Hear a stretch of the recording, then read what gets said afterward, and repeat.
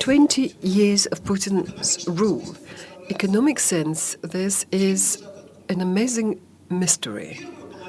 The first half of his term, or his terms, if we put them all together with the time while he still served as Prime Minister under Medvedev as President, this is pretty rapid development of economy, if to be first since 1999, when Putin was appointed Prime Minister, till mid-2008. Pretty fast development of economy. We tried to catch up and overcome with the growth rate and pace of development of economic growth of well-developed countries. We, on average, we're about 7% per annum, which is double the average rate. But then in mid-28, things went wrong. And since then, our economy has been stagnating. Yes, stagnation would be the word. In Russian, there's this name, zastoy. Russian economy is basically not growing. Since 2009 until present, on average, every year, the economy of Russia has been growing at under 1%. Sometimes somewhat more, sometimes somewhat less, but on average 1%. However, our government got concerned about this, and late last year they changed the leadership in Rosstat, that is the Russian Statistics Bureau. They do calculations for economic growth, after which we immediately started seeing economic growth. Even ex post facto, the new leadership found out that we are now growing at over 2% a year, and we've been doing it for a number of years. There's no way to check it, because we don't have an alternative Rosstat. We can do some indirect estimations by judging by the President Putin's address to the Federal Assembly, that he never boasted that we are seeing such fantastic economic growth. Well, I make a conclusion he's not very happy. He doesn't find the statistics available, readily good, and doesn't readily want to quote it. So judging by that, I think that our economy is still in stagnation. Even if we had 2%, it's almost stagnation, because global economy grows at 4-5% every year. It means that beginning with 2009, the gap between us and global economy has been growing. We cannot catch up with the Western countries, but on average, in terms of global economy and developing countries, we are really falling back. Is there anything we can do about that?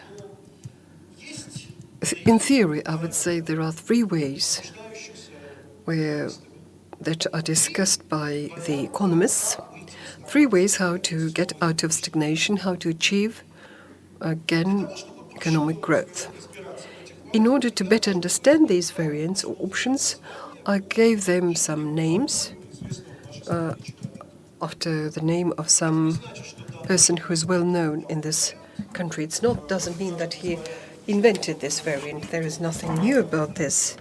Global economy for many years has been around and knows how to develop without our names we assign to it. But each of these variants or options is associated in our minds with the name of some specific person. That's why we'll call it by this working title. First, a variant option suggested by Dmitry Medvedev. This is inertia. Develop as we do. Secondly, a variant option proposed by Sergei Glazyev. He's economic advisor, he's academician, pretty well-known economist, and he comes forward with his own alternative, which we shall discuss at length now. And the third variant, let's quote it by Alexei Kudrin. Alexei Kudrin, former finance minister, now he's head of the House of Accounts. Now I will explain to you which it all boils down to you. It's impossible to invent the 4th variant. If you do, please share this with us.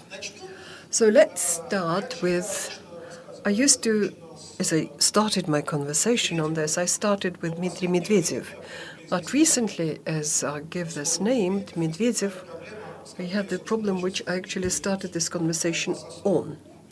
people just go to sleep. There is nothing you can do. It has a soporific effect. So I will discuss Medvedev's variant somewhat later, but let me start with option number 2. That is Sergei Glazev's plan. What is it that economists say who are proponents of this plan? They say this.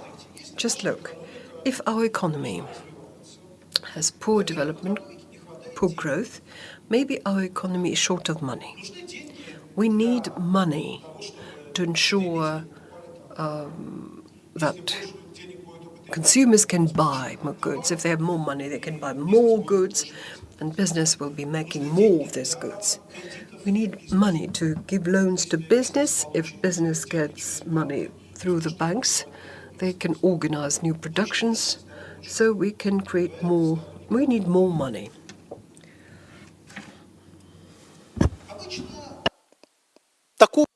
Usually this sort of concepts, oh yes, I wanted to say that they're becoming more and more popular in the recent years. And, well, seemingly like if we're short of money, why don't we really do it? There's a central bank in place. Actually, the central bank can create as much money in the country that it wants to. Nothing stands in its way. It's difficult to make coal, to produce coal, or say something else. But printing money, what's the big deal? Actually, you don't need to print it. You might now use cashless, Very many people find it very attractive. Why not really have more money? Why not inject more money into the economy? The question is, can our economy shall we see the rising amount of cash?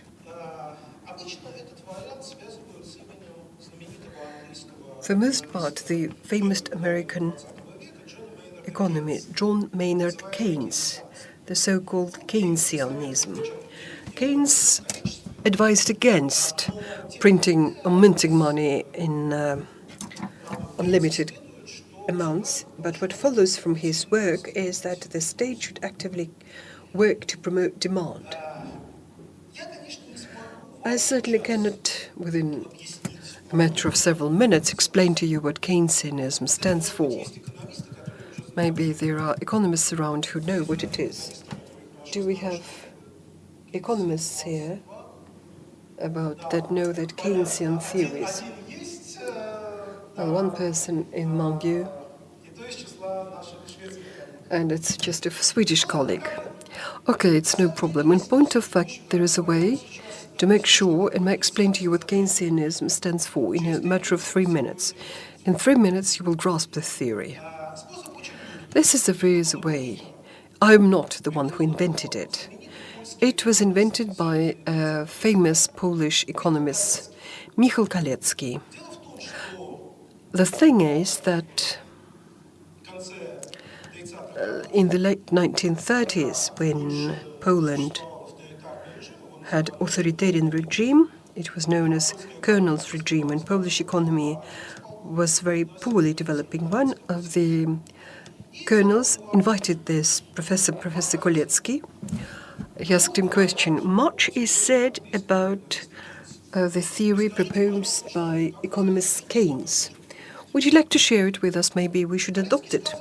Kalecki said, you see, dear Colonel, this is pretty sophisticated theory for us to explain it in a couple of minutes, but instead of Keynes' theory, may I share a history, some story, just a story with you, by Kalecki. The thing happened in the American Wild West. One traveler went across the frontier, well, in pretty dangerous places, and as he went to a local bar and looked at the public, saw, how shall I put it, not much intellect on the faces of those present. They didn't give you an impression that just under their own eyes, he took out the money, came up to the owner of the saloon and said, look, since I'm going to a dangerous place, so will you be so kind as to take care of this money and keep it for me for a while? So the owner of this saloon was no fool. He didn't keep it in a safe or in a box. He invested it into business. He hired some workers, they painted the roof, repaired the walls, repaired the window frames and whatever. This became a much more popular bar. He ordered new drinks that would be served in this bar. The workers who did repairs, once they got their salary, they would use the money to buy food and drinks in this saloon. And this city saw a rising food industry. Workers who work in food industry, once they got better salaries, in their turn would be now buying more goods because they had more money at hand. Business would improve in other areas. When it was a very good city, prospering city. Everybody is meeting him with a round of applause. But he comes up to the owner of the bar. The money is waiting for him.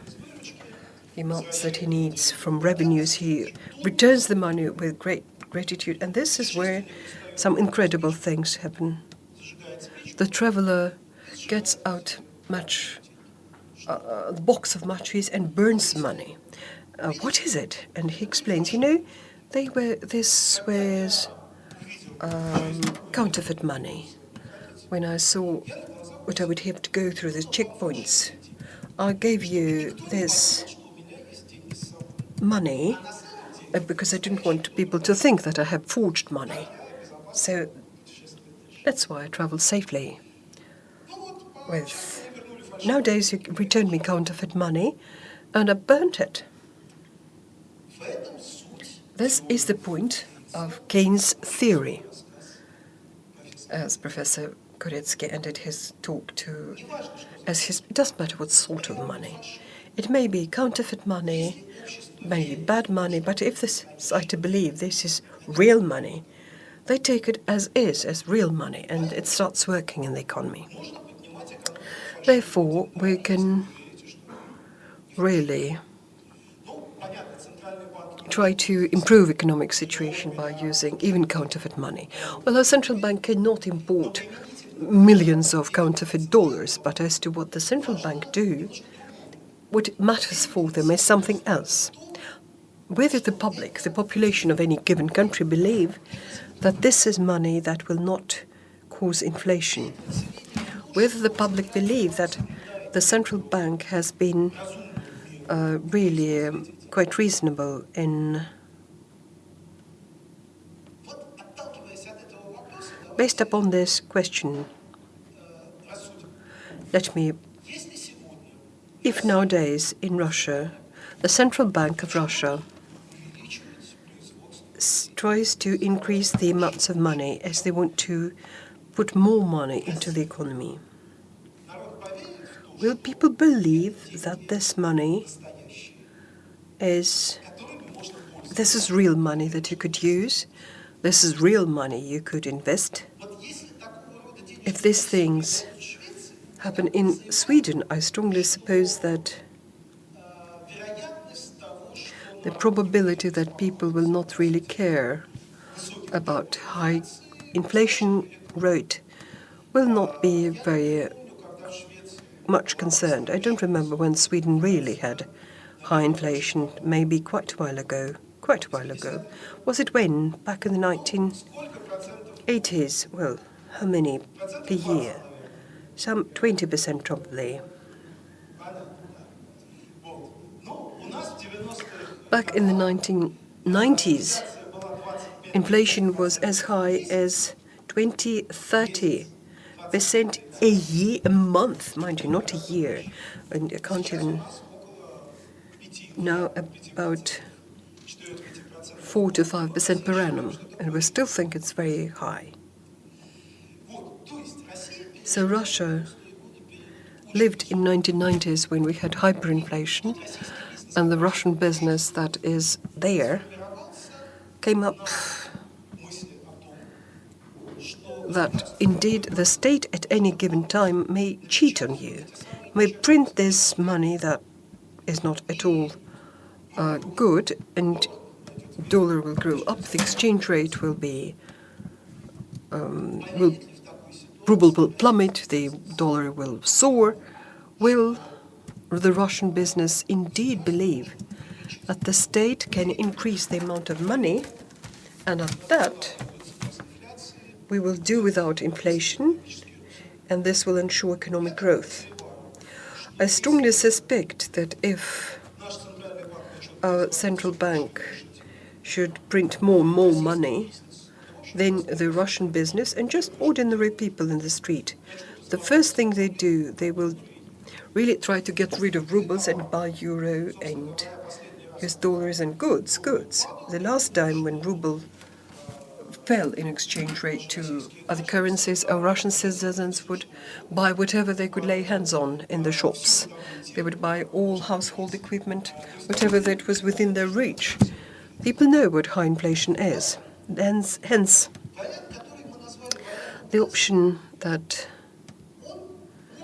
this, of course, it can work, but it can work in a country where the society doesn't fear high inflation, trusts the state, trusts the national currency, and will not try to get rid of this currency and try to invest this money in business. I'm afraid it's not our case. And in my view, this is the main reason why Sergei Glazyev for many years has been trying to come up with his own ways to improve economy, try to give further money emissions when he wants to provide loans to business at good conditions, but even Putin would disagree with him. Second option, this is the variant we call Medvedev scenario. This is inertia. It's less interesting to discuss it because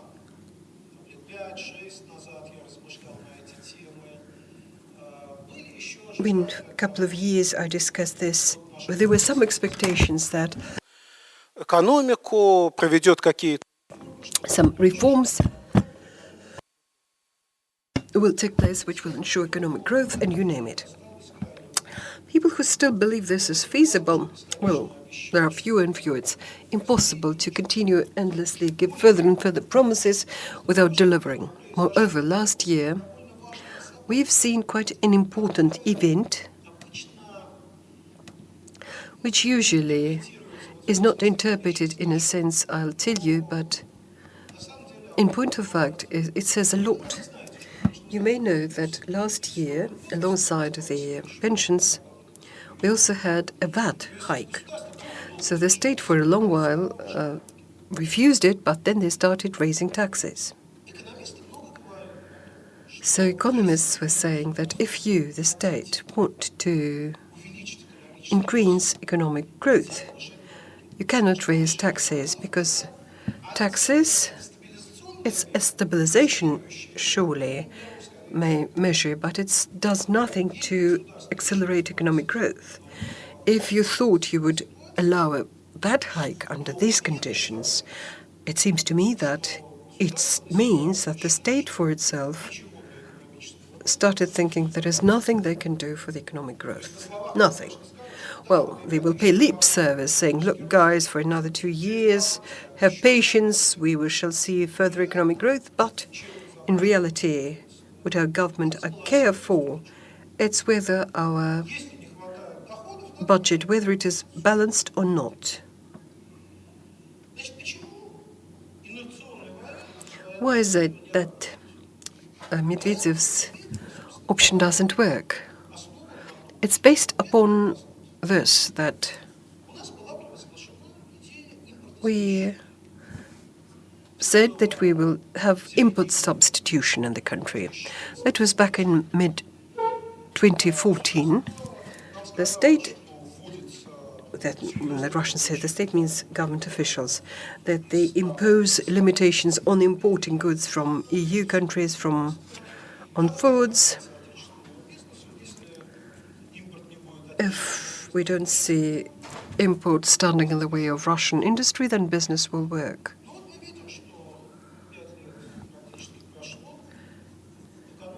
We've seen that for 5 years the economy indeed never recovered.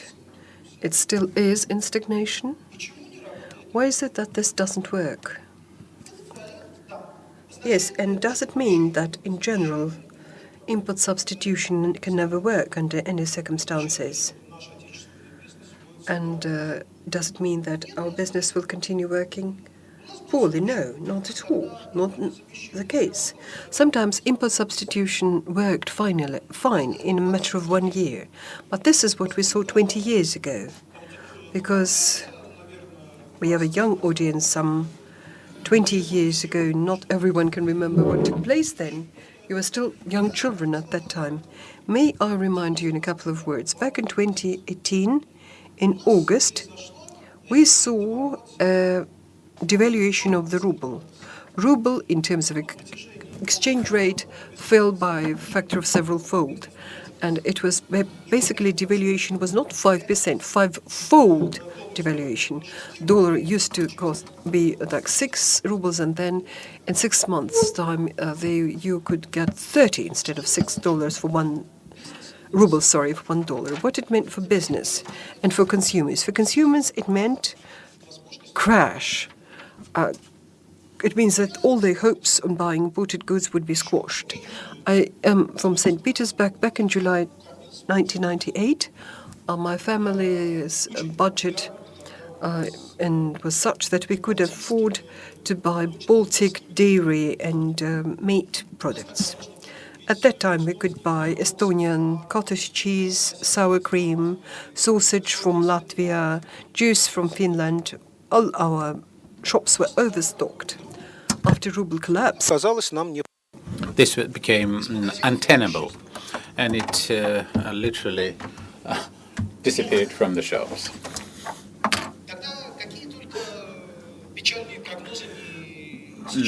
And of course, the economists were quite gloomy with their forecasts, including me. Clearly not. We believed. Would you remember this morning, Ella Panfilova said, can we speak about special Russian way or mentality affecting the Russian corruption? And she decried this. She said, no, there is no such thing. 20 to 30 years ago, we believed that Russian citizens are not adapted to business, that we are not particularly good about a private initiative, and so the scenarios were highly pessimistic. What occurred is that within a matter of several months, flooded the counters of shops with Russian-made dairy produce, sausages, and so on and so forth. The quality is just lower, but certainly a lot higher than what we had seen in the Soviet goods of, say, mid-1980s. And literally all of the scenarios about the terrible social and economic crisis to befall Russia turned out to be wrong. In 2000 and in the year 2002, the growth rate was 10%. And I'm not talking about the first 5-year plans, of course. That's a different story. So why did the Russian business immediately respond to the idea of import substitution? Quite irrelevant from that. Neither Mr. Yeltsin, the president, or prime ministers Primakov and then Putin ever talk about import substitution. The business itself went to perform exactly that, import substitution. Why? Because when the ruble value decreases, that means that an importer which brings, say, sausage from Latvia, must, when selling these sausages to me in St. Petersburg, must raise the ruble value in proportion to the fall of ruble's exchange rate. So if ruble has fallen 5 times, then the importer literally has to sell these sausages, Latvian sausages, 5 times more expensive. That's just arithmetic. That's very trivial. So this importer, even if this importer likes me and wants to feed me with the Latvian sausage, he can't sell it to me for the original price. What does a Russian manufacturer do? The Russian manufacturer must raise the cost or the price. That's true, but not necessarily. The workers pretty much are producing the same sausage at the same cost.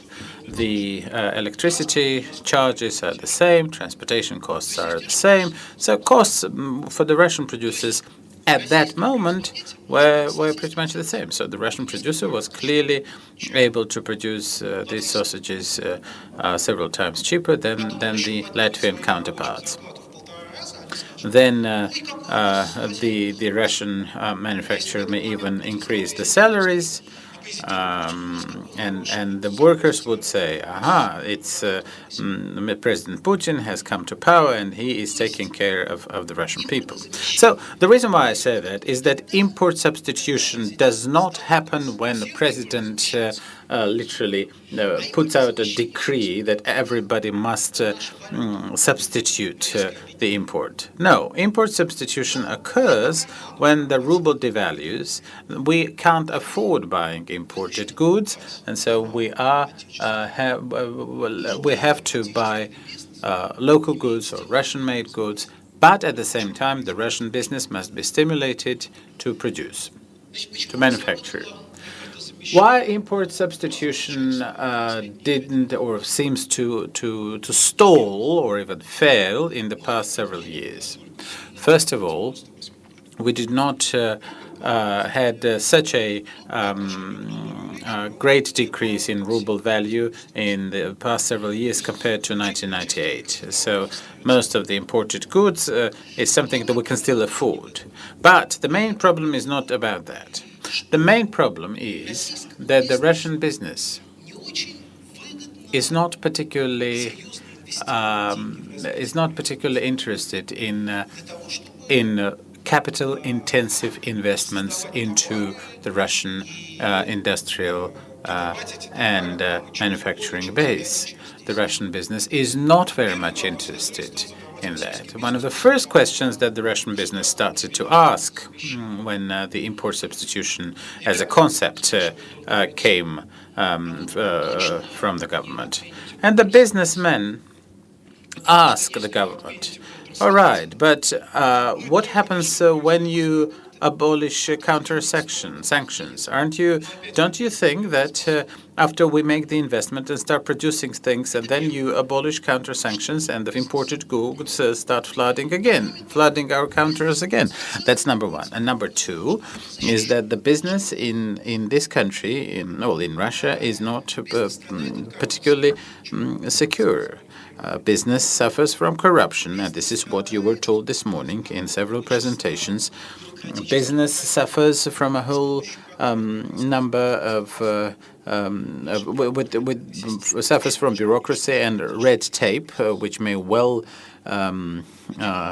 simply annihilate any business. And one of my colleagues says that once you encounter bureaucracy in your business, you are pretty much doomed, that your business may be annihilated and you may well be put to jail. Because if there are checks or reviews that start to occur, then you're bound to they're bound to find some fault with you. So businesses are leaving, capital is outflowing, and so whatever jobs are being created and whatever attempts there are to produce locally, there is not much reason to believe that the business is comfortable. Mr. Rishkov is here, and I just remembered Altai cheeses. Altai cheese is a good case of interesting case of import substitution, even though the Altai cheeses are still more expensive than the cheeses from Latin America. Now, sometimes I do buy Altai cheeses. Sometimes I buy Chilean cheese, but Chilean cheese is a bit cheaper than the cheese coming from the Altai region in eastern in the eastern Russia. So. But the reason why I say that is that the business is more inclined to leave. And of course, every year we're seeing big capital losses, capital outflows to the offshore zones, to the west, and so on and so forth. And import substitution doesn't seem to be particularly successful as an initiative. So under these circumstances, it becomes quite understandable why Mr. Medvedev's scenario doesn't seem to materialize. Unless ruble collapses 5 times, and I do hope that this doesn't happen, because if it does happen, then we certainly won't be happy. So if ruble is in the same range, the ruble value, I mean, and if unless good conditions are created for the Russian business, then Mr. Medvedev's option will pretty much producing the same 1% growth as previously. And now I'm passing on to the so-called Kudrin's option, number 3 option. Mr. Kudrin's option is what most economists talk about, year in and year out. I remember a couple of days ago, one of the last articles I read on my computer was an article. Oh no, I'm sorry, on Facebook. It was a 5-year-old article by Yevsey Gurvich. Yevsey Gurvich in this article, and the article was written 5 years ago, and the author says, well, try and take a look as how my scenario turned out to be true. So most economists keep saying, if we wish the economy to grow, we don't need import substitution laws. We don't need to be printing money. We need to make business safer, and we have to guard businesses from racketeering attempts from all sorts of actors, be it the mafia or the state organizations in the field of security, or else the amalgam of these two, which are increasingly harder to differentiate. So this is what Ella Pamfilov told you this morning, and this is what I really have to repeat, because it is quite well understandable why nothing is being done, because the entire political system is based on this. It is hard to contain corruption within a system which pretty much every person related to the political class is a part of this system. Then the question really is, who will such a hypothetical reformer rely on? There's yet another problem in today's Russia. 5 years ago, after Crimea became part of Russia, and Russia became a focus of sanctions, Russia became like a hot potato for the rest of the world. A hot potato in terms that people don't seem to be willing to keep it in their hands. We often say that Russia is very, very rich with oil and gas and timber and black caviar and red caviar, and all world capitalists see in their dreams how to come and capture Russia. Well, there are many places in the world where people could and can invest and make money, from Estonia in the west through to China in the east. And if the conditions are good, then the capital goes there. And after we have found ourselves under sanctions, the problem of investment into Russia have exacerbated. The business says to itself, all right, the perspectives for businesses are not particularly good to begin with, and now they're under sanctions, so problems may really lead to conflict with the US government. So why invest into Russia? And so it so happens that those economists who speak about the conditions to invest, everybody usually agrees. Yes, we should be doing it, but nothing is being done, and nothing will be done. Because how is it possible to do it under the conditions when it is based on corruption and racketeering? So after this economic part of my lecture, I arrive at very pessimistic conclusions, and I'm sorry for it. The option of Medvedev is not implementable because import substitution doesn't seem to work and will not work unless ruble falls. Glaziev's option doesn't work because if you print more money, then this money will be channeled to buy dollars, to buy euros, to buy securities, but certainly not be invested into business. The option of Kudrin is economically quite sound. It's a good one. Politically, nobody is going to ever implement it. Several years ago, when Alexei Kudrin was no longer Minister of Finance, but was as yet not chairman of the accounting chamber, President Putin mandated him to write a program for Russian strategic development, and a group of very talented people came to write it down. What did it end with? Nothing. We have the same government. There has been zero attempt to implement any of the reforms drafted by Mr. Kudrin, and hardly anybody remembers about this endeavor, this initiative. So, what I think,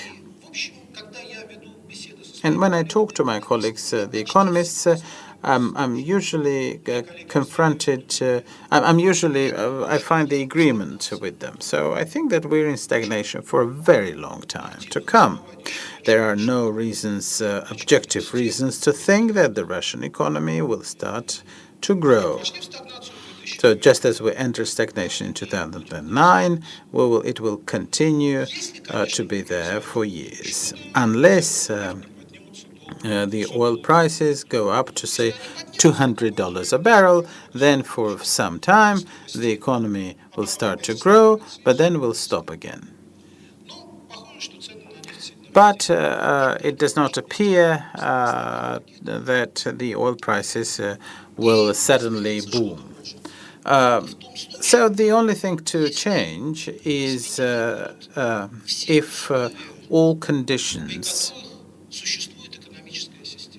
of the economic system are modified, if system reforms are introduced, And these reforms, not so much narrow and economical. It's not just about raising the taxes a little bit or lowering the taxes a little bit. It's not about privatizing or nationalizing part of the companies, although I am personally a proponent for fiscal, for the decrease in tax. No, the problems come from the adjacent fields. The laws must protect business and not pretty much breed the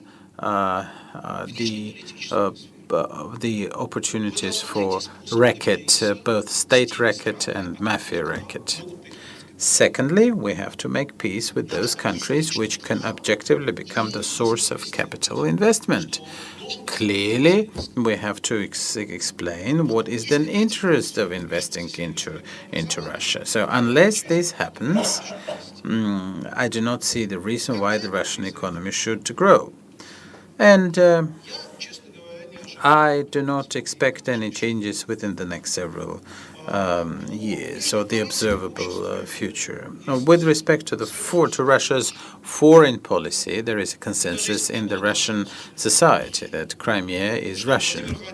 And I do not readily believe that Mr. Putin will ever say that Crimea needs to go back to the Ukraine if for a Russian economy to grow. So,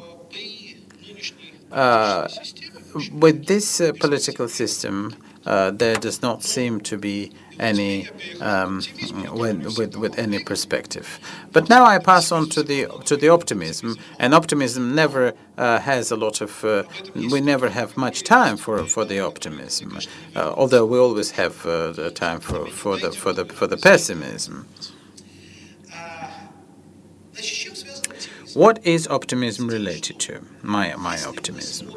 If we look at the Russian economy, then there is no reason whatsoever to believe that this economy does not develop well because of the Russian mentality, the Russian incapacity to work, the Russian sloth, the apathy, whatever.